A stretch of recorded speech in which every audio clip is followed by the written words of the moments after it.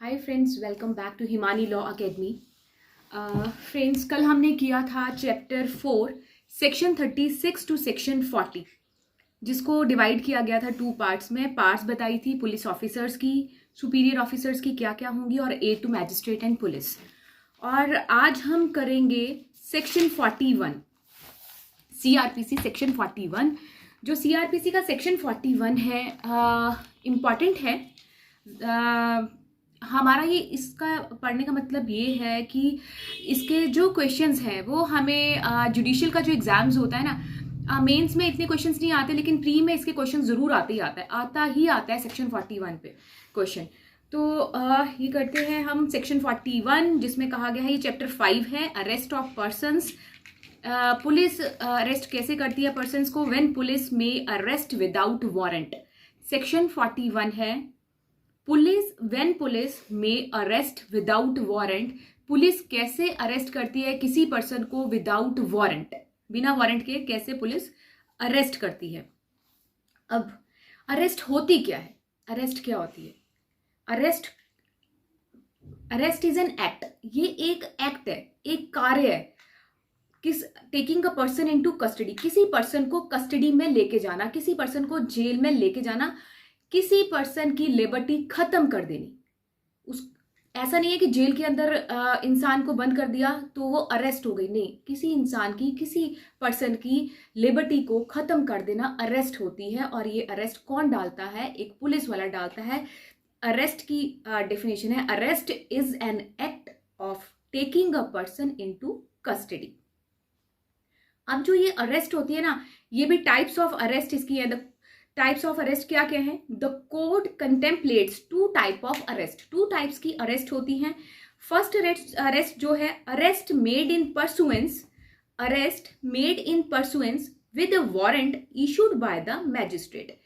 एक अरेस्ट ऐसी होती है जिसमें कोई भी मैजिस्ट्रेट किसी पुलिस ऑफिसर्स को कोई ऑर्डर पास कर सकता है कि इस इंसान की अरेस्ट करनी जरूरी है। वो होता है वारंट के साथ कोई ऑर्डर इशू कर दिया कि आप इसकी अरेस्ट लेके आओ करके, जिसका प्रोविजन हमें सीआरपीसी के सेक्शन 70 टू 81 में मिल जाता है। Arrest made in pursuance with a warrant issued by the magistrate. Second है arrest made any warrant but within the established legal provisions. अब एक दूसरी अरेस्ट कौन सी होती है? दूसरी अरेस्ट ऐसे होती है जिसका हमें प्रोविजन सेक्शन 41 टू 44 सीआरपीसी में मिल जाता है। मानो अब अरेस्ट मेड एनी वारंट, अब कोई भी अरेस्ट, किसी की भी जब अरेस्ट करनी है तो वो मेड एनी वारंट, कोई भी लीगल ऑफिसर उसको वारंट इशू करेगा कि आप उस इंसान को पकड़ कर लेकर आओ, उसकी अरेस्ट बहुत ज़रूरी है, तो पुलिसमैन उसको अरेस्ट कर लेगा। इसकी प्रोविजन सेक्शन 41 टू 44 सीआरपीसी में हमें मिल जाती है। और चीज़ है एक, जिसमें ये बताया गया है कि एनी पुलिस ऑफिसर में without an order from a magistrate and without a warrant arrest any person. अब इसमें क्या बताया गया है कि कोई भी police officer without any warrant, without any order, magistrate के ऑर्डर के बिना और विदाउट एनी वारंट किसी भी इंसान को अरेस्ट कर सकता है जिसने ऑफेंस कमिट किया हो। तो इसका क्लॉज ए हमें क्या बताता है? Who commit in the presence of A police officer. ठीक है, कोई भी ऑफेंस कमिट, कोई पुलिस वाला खड़ा है, पुलिस वाले की प्रेजेंस में कोई भी पर्सन अगर कोई भी ऑफेंस कमिट करता है तो पुलिस ऑफिसर बिना किसी वारंट के उसको अरेस्ट कर सकता है।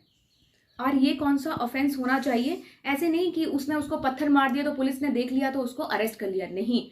ये ऑफेंस भी कॉग्निजेबल ऑफेंस होना चाहिए। कॉग्निजेबल ऑफेंस वो होता है संज्ञेय अपराध, जो नॉन बेलेबल ऑफेंस होता है, जिसकी बेल हमें नहीं मिलती। तो पुलिस ऑफिसर के सामने अगर उसकी प्रेजेंस में कोई इंसान कोई भी ऐसा कॉग्निजेबल ऑफेंस करता है तो उसको पुलिस उसी टाइम अरेस्ट कर सकती है। इसमें वारंट की कोई जरूरत नहीं होती। इसमें अब बताया गया है क्लॉज बी में, अब कौन किस किस को पुलिस कर सकती है अरेस्ट? जिसके अगेंस्ट रीजनेबल कंप्लेंट हो।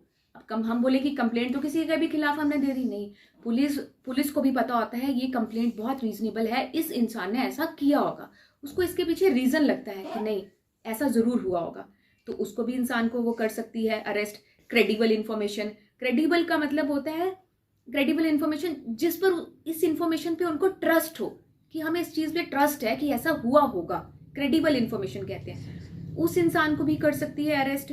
और रीजनेबल सस्पिशन, उसको लगता है कि यार ये वाला जो क्राइम है ना, ये ऐसा क्राइम है जिसमें इसकी सजा 7 साल या 7 साल से ज्यादा की हो सकती है, तो वो उसको भी अरेस्ट कर सकते हैं विदाउट एनी वारंट। ये था क्लॉज बी। अब है the police officer is satisfied that such arrest is necessary. अब पुलिस ऑफिसर कैसे किसी की अरेस्ट करके सेटिस्फाई हो जाते हैं, वो उसको क्यों नहीं छोड़ते, बाद में अरेस्ट क्यों करके रखते हैं police officers?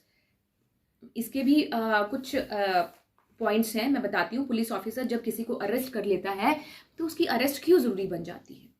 A part, to prevent such person from committing any further offence. Police उसको अरेस्ट कर लेती है, अगर किसी ने ऑफेंस कर दिया, किसी ने मर्डर कर दिया, अगर पुलिस ने उसको अरेस्ट नहीं किया, वो तो फिर जाके 2-3 दिन के बाद ऐसे ही एक और मर्डर कर देगा कि पुलिस ने मुझे अरेस्ट नहीं किया, मैं ऐसा ऑफेंस फिर कमिट करता हूँ कोई ना कोई। तो ऐसे तो बहुत सारे ऑफेंसेस होने लग जाएंगे। तो पुलिस क्या करती है, उस इंसान को अरेस्ट करती है ताकि कोई फर्दर आगे कोई ऐसा ऑफेंस कमिट ना कर पाए वो। और वो किस लिए उसकी अरेस्ट जरूरी होती है? टू प्रॉपर इन्वेस्टिगेशन, ताकि उस चीज का पता चले कि इस इंसान ने इस इंसान की क्या इन्वेस्टिगेशन का पता चले, कि इन्वेस्टिगेशन करके पता चले कि इसने क्या क्या किया उस मर्डर को करने के लिए। तो वो सारा इन्वेस्टिगेशन इंक्वायरी करके वो सारी चीजें इकट्ठा करती है। अब एविडेंस ऑफ थर्ड है evidence of the offence to disappear और tampering with such evidence.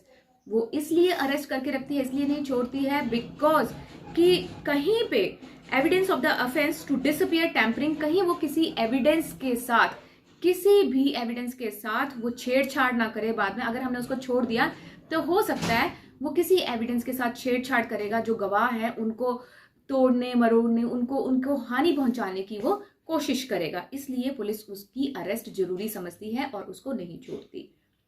Threat to any person, अब जिस इंसान को केस के फैक्ट के बारे में पता होगा, पुलिस इसलिए भी उसको नहीं छोड़ सकती, उस जिसने क्राइम किया होता है उसको इसलिए भी नहीं छोड़ सकती, उसकी अरेस्ट इसलिए भी जरूरी होती है कि जिस इंसान को ये पता है कि इसके अंदर ये फैक्ट हैं, इसने ऐसे ऐसे किया है, कहीं उसको जाके वो हानि ना पहुंचाए, उसको थ्रेट ना करे कहीं पे जाके।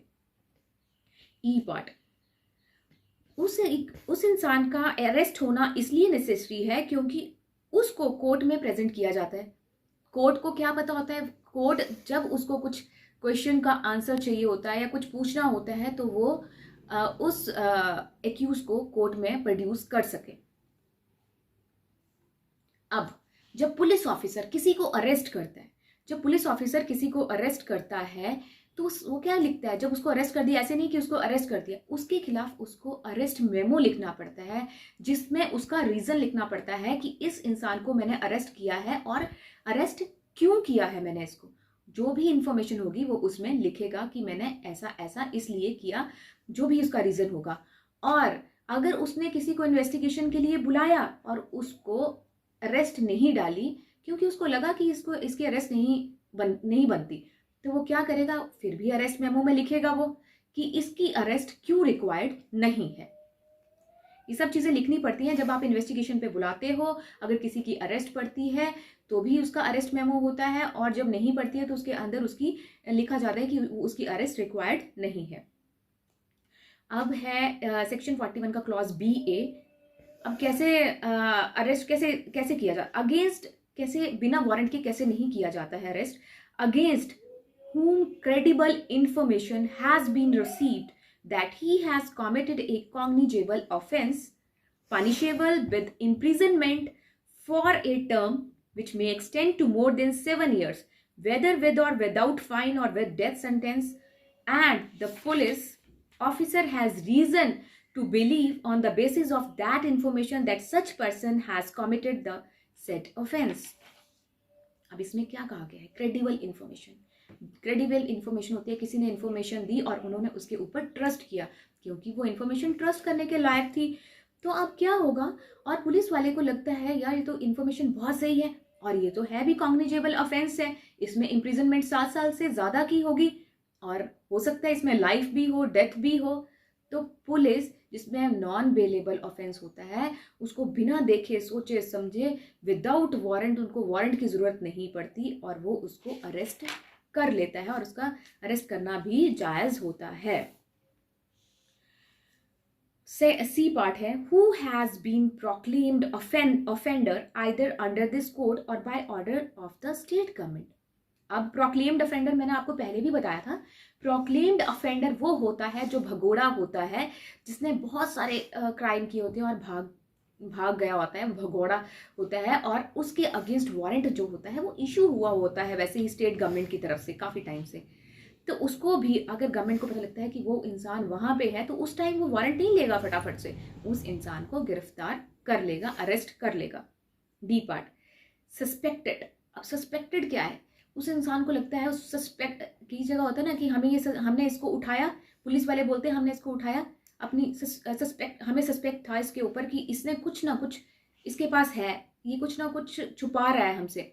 तो जब उसकी इन्वेस्टिगेशन होती है, जब उसकी इंक्वायरी होती है तो उसके पास से जो भी चोरी का स्टोलन जो चीज़ें होती हैं वो सब चीज़ें निकलती हैं। तो पुलिस किसी को भी अपनी सस्पेक्ट के हिसाब से भी उठा सकती है, किसी को भी उनको शक होता है जब किसी के ऊपर, तो पुलिस विदाउट वारंट उसको अरेस्ट कर सकती है।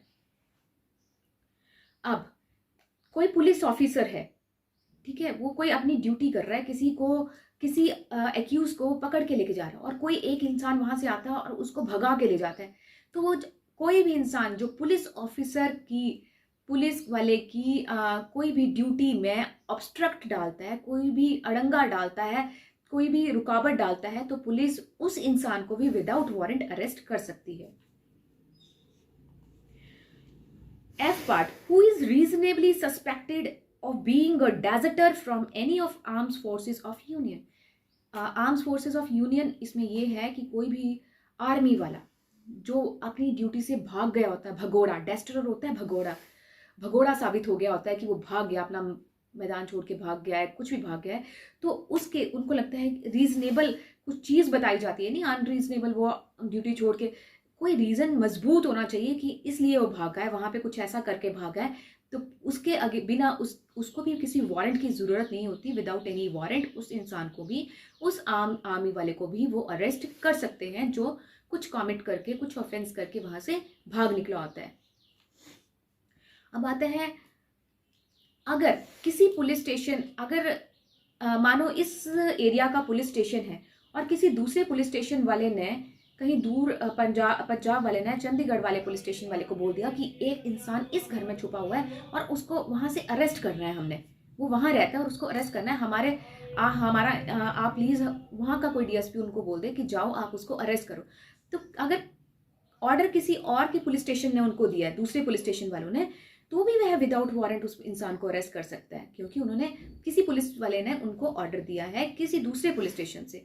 तो ऐसे ही कुछ वो होते हैं जिनमें हमें वारंट की ज़रूरत नहीं पड़ती, विदाउट एनी वारंट हम किसी को भी, पुलिस वाले किसी को भी अरेस्ट कर सकते हैं। और जो ये ऑफेंस है ये कॉग्निजेबल ऑफेंस होना चाहिए और ये ऑफेंस नॉन बेलेबल ऑफेंस होना चाहिए। इसी में हम लोग विदाउट वारंट हम किसी भी एक्यूज्ड को अरेस्ट कर सकते हैं जिसने ऑफेंस कमिट किया हो।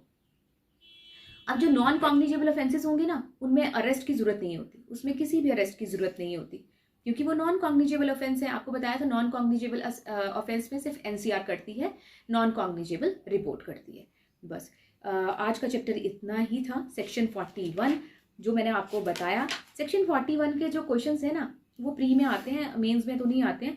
बस इसमें यही है कि अरेस्ट ऑफ पर्सन्स की कैसे अरेस्ट की जाती है और पुलिस कैसे अरेस्ट करती है विदाउट वारंट कैसे कैसे अरेस्ट करती है, इसके टाइप्स बताए गए हैं और कौन कौन सी इन्फॉर्मेशन, क्रेडिबल इन्फॉर्मेशन होगी तब अरेस्ट करेगी। अगर किसी के ऊपर सस्पेक्ट होगा तो अरेस्ट कर सकती है वो। किसी को अगर लगता है कि ये कॉग्निजेबल ऑफेंस है, किया है उसने, और ये नॉन बेलेबल ऑफेंस है और इसकी सज़ा 7 साल से ऊपर की हो सकती है, तो उसको भी, इंसान को विदाउट वारंट वो अरेस्ट कर सकती है। किसी के ऊपर शक हो रहा है पुलिस वाले को कि इसने ज़रूर कुछ ना कुछ छुपाया हुआ है, इसने ज़रूर कुछ ना कुछ स्टोलन प्रॉपर्टी है इसके पास, उसको भी अरेस्ट कर सकती है। अगर किसी पुलिस वाले की ड्यूटी के दौरान कोई ऑब्स्ट्रक्ट क्रिएट करता है कोई पर्सन, तो उसके खिलाफ भी विदाउट वारंट उसको अरेस्ट कर सकती है। तो ये सब चीज़ें थी जो हमने सेक्शन 41 में पढ़ी हैं। तो फ्रेंड्स, अगर आपको इनमें से कोई भी पॉइंट समझ ना आया हो तो मुझे कमेंट बॉक्स में लिख के भेज देना। अगर कोई ऐसी प्रॉब्लम आ रही हो, कोई सब क्लोज समझ ना आया हो, कोई भी पॉइंट जो है वो आपको समझ ना आया हो, तो प्लीज़ आप कमेंट बॉक्स में लिख सकते हैं। और अगर यहाँ तक सेक्शंस कंप्लीट हमारे 41 तक हो गए हैं, कोई भी डाउट आपको किसी भी सेक्शन जो हमने प्रीवियस पढ़े हैं उनमें भी कोई लगता है तो प्लीज़ वो भी बता देना। मैं वो भी एक वीडियो बना के अलग से शेयर कर दूँगी। और मिलेंगे हम एक नेक्स्ट वीडियो में और नेक्स्ट सेक्शन के साथ। Okay, bye bye. अगर आपको ये मेरा वीडियो अच्छा लगा हो तो please like, comment, share and subscribe ज़रूर करना, बिकॉज आपके सब्सक्राइब करने से, आपके शेयर करने से मेरा कॉन्फिडेंस बहुत ज़्यादा बूस्ट होता है और मुझे लगता है कि मुझे और वीडियोस बनानी चाहिए। और इसी तरह मैं आपके लिए वीडियोस बनाती रहूँगी। और मुझे किसी ने बोला था, मतलब कि मैं आपको बताया था कि मैं लॉयर हूँ, मैं प्रैक्टिस करती हूँ, मैं कोर्ट जाती हूँ, तो मुझे उन्होंने बोला कि आपने वीडियो बनानी शुरू की है तो हमें आपकी वीडियोस बहुत अच्छी लग रही हैं, क्योंकि आप स्टेप बाय स्टेप्स करवा रहे हो। क्योंकि हम लोगों को बहुत अच्छा लगता है कि सेक्शन वाइज सेक्शंस कोई पढ़ाए तो हमें सेक्शंस ऐसे ही बहुत अच्छी तरह से लर्न हो रहे हैं। सो थैंक यू गाइस, जब आप ये सब चीज़ बोलते हैं तो मुझे बहुत अच्छा लगता है। ओके, मिलते हैं एक नए वीडियो के साथ।